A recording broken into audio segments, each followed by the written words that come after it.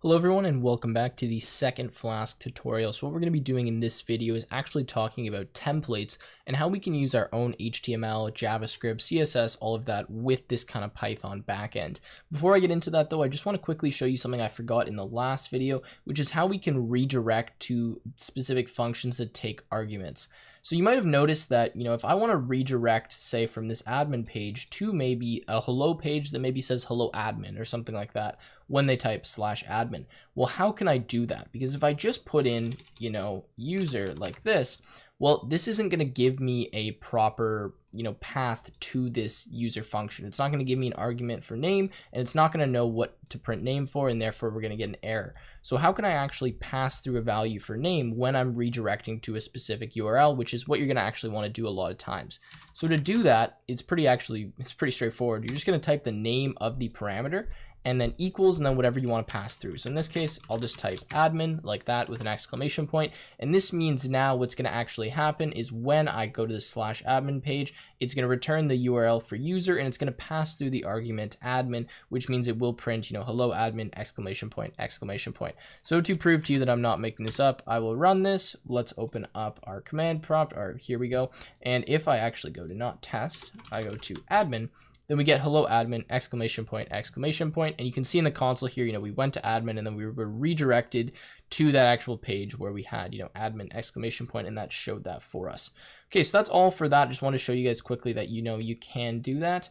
And also another point here, just if you are wondering, if you could put another / after the URL like this, what this actually allows you to do is access the page by having, so let's actually change this now, by having a / afterwards or by having no /. So right now, if I put another /, you can see we're actually running into an error here, like nothing's loading up because there's no root for admin /. But once I add this / here, this will actually allow me to access the page with either a / after or no /. Just, an interesting thing in case you guys wanted to know that, or in case you're wondering why your thing is not working.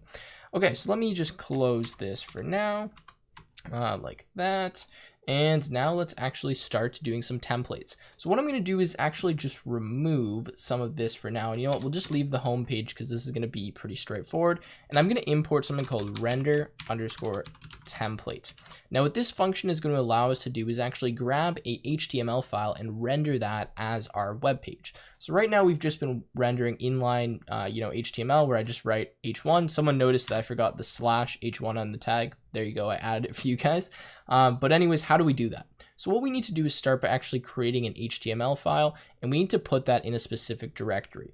So here I'm going to open up my Windows Explorer, and you can see this is where I have my 2 Python files for this specific tutorial for this Flask website. So what I'm going to do is just create a new folder, and I'm going to call it templates. Now it's very important that you name your folder templates and that it's sitting beside or in the same directory as your Python script that's running the website. So whatever that Python script is that you're writing that has Flask in it, that's what you need. So I'm going to make a folder called templates and just hit enter there. And now I'm going to create a new HTML file. I can call it whatever I want, and I'm going to put it inside of that folder.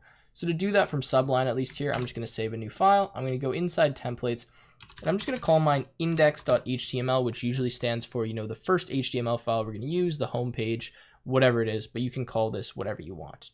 But make sure you have .html. So I add .html now, and now I'm just going to create a very basic HTML file. I'll go through this kind of quickly.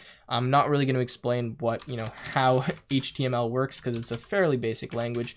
And then we will actually just render that template and then see what this looks like.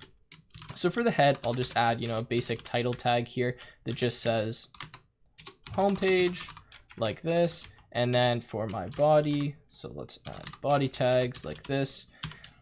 What I'll do is just add a paragraph tag that just says, hello, and then we'll add a h1 tag here that just says homepage or something like that. Okay, wonderful. So this is my basic HTML file. I could add this doc type HTML because some people like to do that. I honestly don't know if this makes a difference or not when I do this, but we'll add doc type HTML.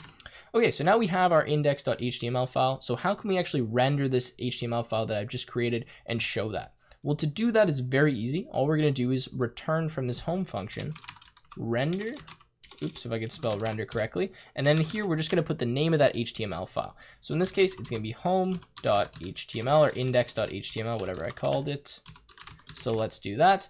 And now if I run this, we can actually load that file. So let me show you. Let's rerun this here. Give this a second. Go back. Instead of going to /admin, we're just going to go to / for the home page. And you can see that now we actually get that HTML that we've created, and we have homepage, hello, showing up on the screen.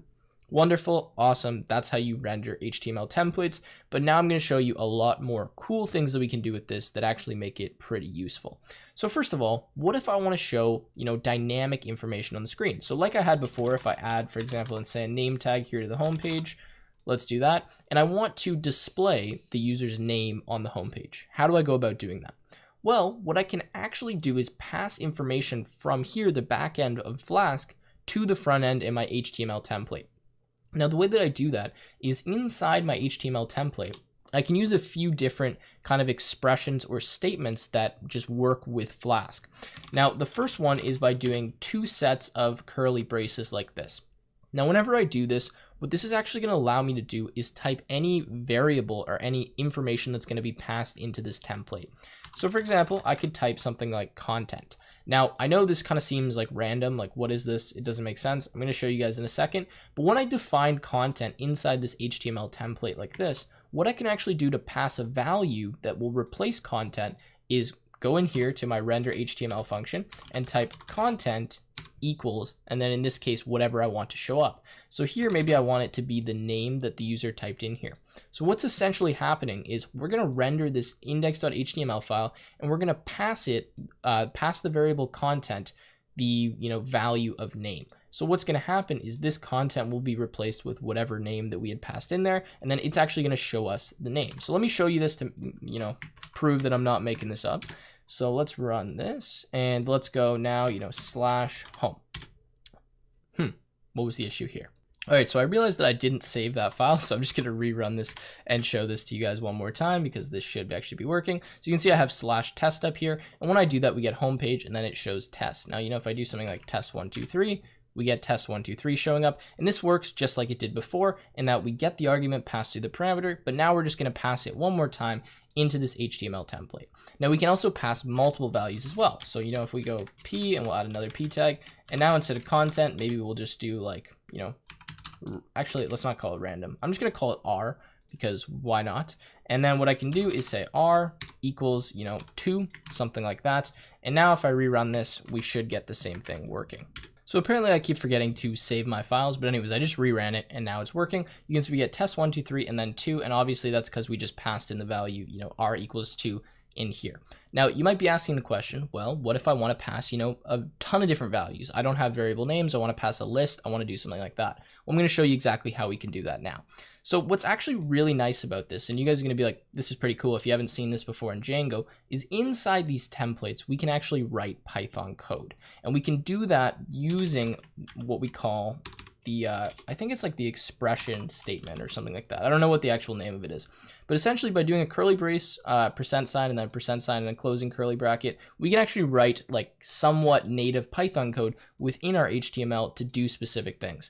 So for example, I can actually write a for loop in here. I could do, for underscore in this case, we could say range